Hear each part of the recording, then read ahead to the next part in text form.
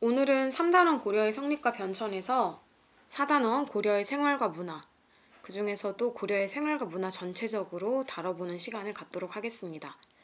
교과서는 96쪽부터 103쪽을 펴면 됩니다. 먼저 고려의 신분제도입니다. 고려의 신분제도의 기본 원칙은 신분은 대대로 세습되는 것이 원칙이지만 신라의 골품제보다는 훨씬 더 개방적이었다라는 특징을 보이고 있습니다. 또한 법적으로는 양천제로 구분이 되는데요. 양천제라는 건 양인과 천인으로 구분되는 신분제도를 의미합니다. 하지만 실제로는 이렇게 4개의 계층이 존재를 했는데요. 먼저 문벌은 과거나 음서를 통해서 대대로 높은 관직을 갖고 나라의 정치를 주도하는 가문의 형태를 말합니다. 그래서 고려 전기에는 문벌 귀족이 있었고 고려 후기에는 권문세족이 있었다고 예전에 배웠었죠. 그 다음 중류층은 서리, 향리, 남반, 군반 등으로 나뉘는데요. 실무를 담당하는 관직이라고 보면 됩니다. 중앙관청의 실무를 담당하는 사람들을 서리라고 하며 지방 행정을 담당하는 사람들을 향리, 그리고 궁중의 실무를 담당하는 사람들을 남반, 그리고 하급 장교들을 군반이라고 합니다. 고려에서 가장 중요한 사람들이었던 양인은 백정이라고도 불렸는데요. 백정이라는 건 고려시대에는 일반 평민들, 양민들을 의미해요. 하지만 조선시대 때는 이런 백정이 가축을 죽이거나 유기 등을 제조하는 천한 신분의 사람들을 백정이라고 했었으니까 이 내용이 시험에 자주 출제되는 경향이 있으니까 구분해서 알아두기 바랍니다. 즉 고려에서 양인을 의미하는 백정의 의미와 조선시대의 백정의 의미는 서로 완전히 다르다라는 걸 알아두면 됩니다. 백정이라 불렸던 고려시대의 양인은 농민이 대다수였는데요. 그만큼 고려시대가 농업중심 사회였다라는 걸 의미합니다. 이 양인의 수는 국가 입장에서 굉장히 중요했는데 왜냐하면 양인들이 국가의 조세, 공납역에 세금을 부담하기 때문입니다. 조세라는 건 자기가 경작한 땅에서 10분의 1을 국가에 납부하는 땅에서 나온 그 세금이라고 해서 전세라고도 하고요. 공납은 지역의 특산물을 이제 국가에 바치는 걸 의미합니다. 역은 군역, 군대에 가는 것도 있겠고 뭐 여러 가지 지방에서 성을 쌓는다거나 여러 가지 건축물을 만들 때 그 노동력을 부담해야 되는 부역도 포함되는 개념입니다. 천인은 대부분 노비였습니다. 하지만 이 노비도 공노비와 사노비로 구분이 되는데요. 관청에 소속된 노비를 공노비라고 하고 개인이 소유한 노비를 사노비라고 합니다. 천인은 자기 재산과 가옥을 소유가 가능했기 때문에 경제적으로 일반 농민과 별다른 차이가 없는 생활을 누리는 사람도 존재했습니다. 이렇게 고려시대에 4개의 신분 계층을 볼 수 있습니다. 다음은 가족제도인데요. 고려시대의 가족제도는 조선시대의 가족제도와 비교하는 측면에서 시험 문제가 많이 나오니까 유의해서 잘 살피기 바랍니다. 고려 가족제도의 기본은 부모 모두의 혈연 관계를 동등하게 중시한다는 것입니다. 즉 오늘날에도 많은 영향을 주고 있는 아버지 계의 혈연 관계만을 중시하는 그런 분위기가 아니라 양쪽, 즉 부와 모, 아빠와 엄마 간의 혈연 관계도 모두 다 동등하게 중시했다라는 분위기가 형성되었다는 걸 의미합니다. 또한 이때 가족의 형태는 부부와 미혼 자녀의 소가족 형태였는데요. 이외에 노부모나 생활 능력이 없는 미성년 친척이 함께 사는 구조이기도 했다고 합니다. 여성과 남성의 권리가 굉장히 동등했던 게 고려시대의 특징인데요. 부모가 재산을 물려줄 때에도 아들에게만, 특히 아들 중에서도 큰아들, 장자에게 물려주던 조선시대 이후의 상황과는 달리 딸과 아들이 균등하게 재산을 상속받았습니다. 또한 호적에는 조선 때에 가면 아들이 먼저, 그러니까 딸이 먼저 태어났어도 아들이 먼저 기재되는 경우가 거의 대부분이었는데요. 고려시대까지만 해도 딸이나 아들 구분 없이 태어난 순서대로 기재했다는 특징을 보이고 있습니다. 또한 부모에 대한 제사 비용도 딸과 아들이 균등하게 부담했고 아들이 없으면 딸이나 외손자가 제사 지내는 형태가 굉장히 흔했다고 합니다. 혼인 형태입니다. 보통은 같은 신분층 사이에서 이루어지는 것이 일반적이었고 일부 일처제를 기본으로 하고 있습니다. 신분과 관계없이 남자는 주로 여자의 집에 가서 혼인을 하는 형태였고요.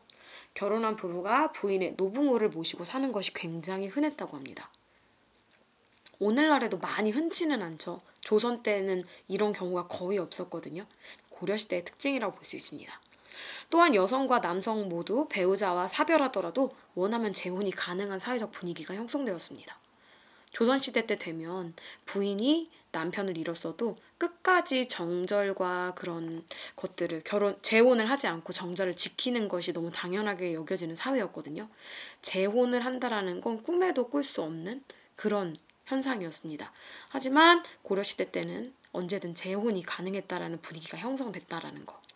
그래서 이런 걸 통해서 여성들이 관직에 진출하거나 사회적으로는 여러 가지 제약을 받았지만 가정 내에서는 남성 못지않게 경제나 자녀 교육 측면에서 굉장히 주체적인 역할을 수행했음을 알 수가 있습니다.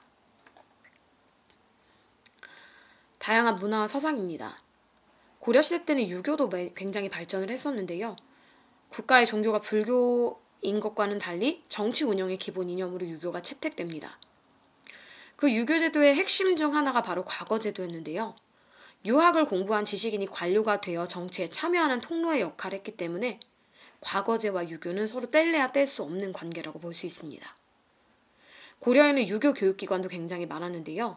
먼저 오늘날의 서울대 같은 느낌의 국자감이라는 최고 국립교육기관이 있었습니다. 개경에 있었고 유학교육을 굉장히 중시했고요. 우리나라의 연세대 고려대처럼 국립교육기관이 아니지만 사설로 운영되는 사립교육기관도 있죠. 그런 개념은 바로 사학십이도 등이라고 볼 수 있습니다. 사립교육기관 12곳이 유행을 했다라는 건데요. 이 곳에서도 유학교육을 굉장히 중시했습니다. 이 유교의 가장 수준 높은 정도의 학문을 성리학이라고 하는데요. 성리학은 인간의 심성과 우주의 이치를 탐구하는 굉장히 철학적인 학문입니다. 이 성리학은 원간섭기에 안향이라는 우리나라의 유학자가 고려의 성리학을 소개했는데요. 이 사람이 바로 고려의 안향입니다. 이재현이라는 사람들, 이런 사람들은 충선왕이 베이징에 머물 때 그 베이징에 원학자들과 유교적인 교류를 하기 위해서 세운 기관이 있었는데요. 그 기관을 만권당이라고 합니다. 이 만권당에서 원학자들과 교류하면서 성리학 수준을 많이 높였고요. 고려 말에 본격적으로 이런 성리학을 학습한 사람들이 정치에 참여하면서 신진사대부라는 새로운 세력을 형성하게 됩니다. 이건 공민왕이 개혁 정치를 할 때 우리나라에 등장했던 세력이라고 예전에 말을 했었죠. 이 사람들은 유교적인 생활 관습을 시행하기 위해 노력하였고 권문세족의 횡포나 불교의 폐단에 대해서 적극적으로 비판하는 모습을 보였습니다. 그래서 가장 대표적인 신진사대부 중 하나였던 정도전이 불시잡변, 즉 부처님이 잡다한 이야기를 한다 라는 식으로 불교를 부정적으로 보는 불교의 폐단을 비판하는 책을 냈다고 예전에 얘기를 했었죠. 이어서 불교입니다. 왕실이나 지배층은 물론 일반 평민들도 불교를 널리 믿었던 게 고려시대의 주된 특징입니다. 고려시대에는 교종과 선종이 함께 번성했는데요. 교종은 불교 경전 등을 탐구하는 학문적인 성격이 강하다면 선종은 조금 더 실천적인 성격이 강한 불교의 종파라고 볼 수 있습니다. 하지만 이렇게 교종과 선종이 서로 이렇게 갈등을 빚는 통해 교종과 선종을 통합하자라는 운동이 많이 발생을 하게 되는데요. 고려 전기의 교종 선종 통합 운동에는 의천이 세운 천태종이 있습니다. 한국을 빛낸 100명의 위인들에도 의천천태종이라는 그 가사가 나오죠. 의천의 천태종은 교종의 입장에서 선종을 흡수 통합하는 성격입니다. 반면 고려 후기에는 진울이 조계종을 만들어내는데요. 진울은 오늘날의 순천에 있는 송광사, 예전에 이름이 수선사였습니다. 굉장히 큰 절이고 우리나라 3대 사찰 중 하나인데요. 이 수선사를 중심으로 불교를 개혁하자라는 운동을 벌였고 선종 승려였기 때문에 선종의 관점에서 교종을 포용하는 새로운 이론체계를 수립하게 되는데 그 사람이 바로 진울입니다. 또한 고려에서는 다양한 불교 행사를 진행했는데요. 후뇨 10조에도 여러 가지 불교 행사를 많이 열어라라고 태조가 유언을 남겼듯이 팔관에는 여러 가지 성격이 합쳐져 있는 국가적인 행사이지만 여기에 불교적인 요소가 명확하게 들어가 있고요. 연등에는 오늘날에 부처님 오신 날에 연등을 달면서 연등 그런 행진 같은 것도 하잖아요. 그런 거랑 비슷한 행사라고 볼 수 있습니다. 또한 왕실과 분벌, 가문, 자제 중에는 출가해서 승려가 되는 경우도 많았고 고려시대의 과거 시험에 승과라는 과목이 존재할 정도로 그만큼 불교를 굉장히 우대하는 분위기였다라는 걸 알 수 있습니다. 또한 이렇게 불교가 다양하게 꽃피우면서 문화도 한층 발전하게 되는데요. 불상에는 거대하면서 지방색이 강한 석불이나 철로 만든 대형 불, 그걸 대형 철불이라고 합니다. 이런 것들이 만들어졌고 석탑으로는 통일신라 양식, 통일신라는 보통 3층 석탑을 만들었거든요. 안정적인 게 특징이죠. 이런 통일신라의 3층 석탑 양식을 계승하면서도 다각 다층 형태의 좀 화려한 탑이 유행을 하게 됩니다. 또한 선종이 유행하게 되면서 승려들의 사리를 모신 승탑도 건립하게 됩니다. 목조 건축물도 굉장히 많이 지어졌는데요. 주심포 양식과 배흘림 기둥으로 안정감이 뛰어난 것이 특징입니다.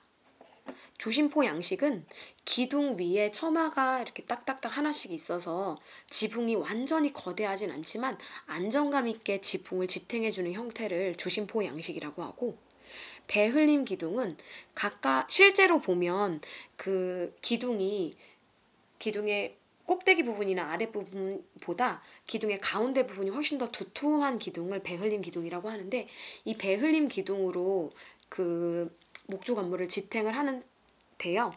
이 배흘림 기둥이 실제로 만약에 꼭대기부터 아래까지 이렇게 통짜로 가운데가 부푼 형태가 아니었다면 멀리서 봤을 때 굉장히 안정적이지 못한 효과를 내게 됩니다.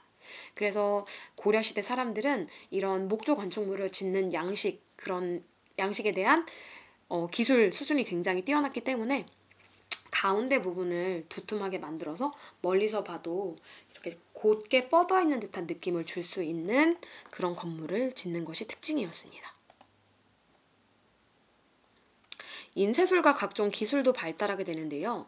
먼저 목판 인쇄술의 발달입니다.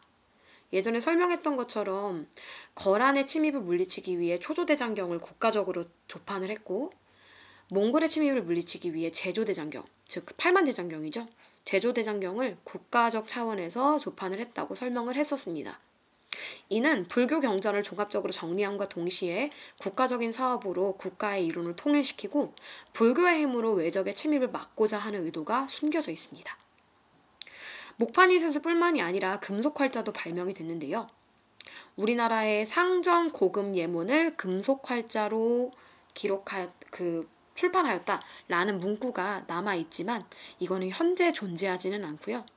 현재 존재하는 가장 오래된 금속 활자 인쇄본인 직지가 오늘날의 프랑스 국립도서관에 있습니다. 직지는 청주의 흥덕사라는 곳에서 펴냈는데요. 안타깝게도 우리나라에 현재 없습니다. 프랑스에 가 있습니다. 공예기술도 굉장히 발달했는데 고려에서는 가장 대표적인 공예기술이 바로 청자입니다. 전기에는 이렇게 에메랄드빛으로 가득한 순수한 청자인 순청자가 유행을 했다면 후기에는 이렇게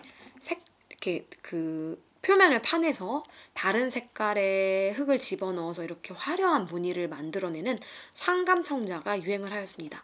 이게 바로 상감청자의 상감 기법으로 표현하는 형태를 그려놓은 사파고요. 금속공예나 나전칠기 등 다양한 공예품도 발달하였습니다. 또한 중국으로부터 화약 제조 기술이 전파되면서 최무선이 건의함에 따라 화통도감이라는 전문 기관을 설치해서 화약 제조 기술을 굉장히 많이 익혔고요. 화포를 이용해서 이 당시 왜구와의 전투에서 큰 성과를 거두는 특징을 보입니다. 이것이 바로 오늘날의 프랑스 국립도서관에 있는 직지입니다. 네, 다양한 불교 문화를 꽃피웠던 고려시대의 특징을 여러 가지 사진 자료를 통해서 한번 짚어보고 마무리를 하도록 하겠습니다. 요거는 안동에 있는 봉정사 극락전입니다. 이렇게 지붕, 지붕 밑에 처마와 기둥이 연결되어 있죠. 이렇게 처마 하나당 기둥이 하나씩 연결되어 있는 형태를 주심포 양식이라고 합니다. 이 세 가지 다 모두 주심포 양식인데요. 요게 봉정사 극락전 안동에 있고요. 요게 경북 영주에 있는 부석사 무량수전입니다. 굉장히 유명한 건축물이에요. 그리고 이거는 여러분들도 잘 알고 있는 우리 지역 근처에 있는 예산 수덕사 대웅전입니다. 또한 이렇게 다각 닥층탑도 만들어지게 되는데요. 왼쪽에 있는 건 강원도 평창 오대산에 있는 월정사 팔각 9층 석탑입니다. 이 오대산에 있는 이 월정사는 6.25 때 폭격을 피했기 때문에 이렇게 탑의 가장 윗부분에 굉장히 화려한 장식이 잘 남아있죠. 엄청난 걸작으로 평가받는 탑 중 하나입니다. 팔각 9층 석탑은 통일신라의 3층 석탑에 비해서 안정감은 좀 떨어지지만 굉장히 화려했던 고려의 특징을 보여주는 사례이기도 합니다. 요거는 경천사지 10층 석탑인데요. 이거는 원래 북한 지방에, 오늘날의 북한 지방, 그 개경 지방에 원래 있었어야 맞지만 지금은 현재 우리나라 서울의 국립중앙박물관에 모셔져 있습니다. 여기 사람 크기에 비해서 엄청나게 큰 걸 볼 수 있죠. 국립중앙박물관에 가면 본관에 가운데 이렇게 뻥 뚫려 있는 공간이 있는데 그 공간에 바로 이 경천사지 10층 석탑이 있습니다.